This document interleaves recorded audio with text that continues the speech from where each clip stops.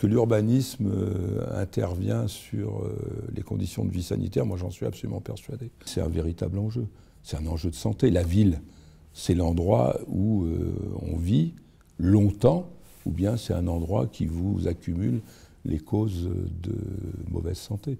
Donc notre responsabilité d'urbaniste, c'est de faire en sorte que les gens vivent en bonne santé à la fin. En fait, métropole, à Lyon, mais aussi ailleurs, c'est l'eau qu'on boit, c'est l'air qu'on respire, c'est le bruit qu'on entend, c'est le sol sur lequel on marche, c'est l'activité physique qu'on fait ou qu'on ne fait pas en fonction de ce que la ville fait pour ça. Le bruit, il est au cœur de cette problématique. Certes, le bruit maximum, c'est les transports, mais c'est bien l'aménagement urbain qui fait en sorte que les transports sont plus ou moins bruyants, passent à tel ou tel endroit.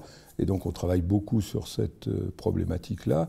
Donc ça fait partie de l'aménagement urbain. Les ZAC, qui sont des zones d'aménagement concerté des métropoles, des villes, eh bien, le bruit fait partie du cahier des charges qui est donné à l'aménageur. C'est ça la clé.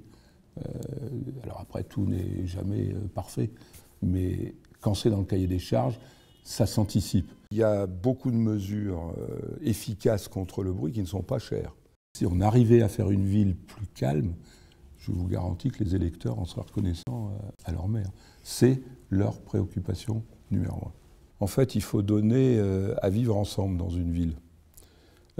Donc pour vivre ensemble, il faut que tout le monde s'y retrouve. Il y a des urbanistes, des paysagistes qui travaillent sur ces questions-là. Le bruit n'est pas forcément tout le temps quelque chose de négatif. Il y a des bruits relaxants, il ne faut pas l'oublier. Le problème du bruit qui n'est plus le dernier de la classe, si j'ose dire. Il est dans la classe.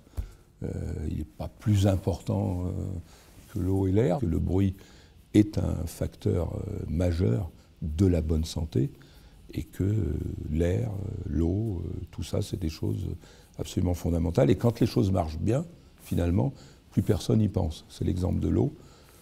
On pense encore au bruit et à l'air, ça prouve qu'il y a du travail à faire.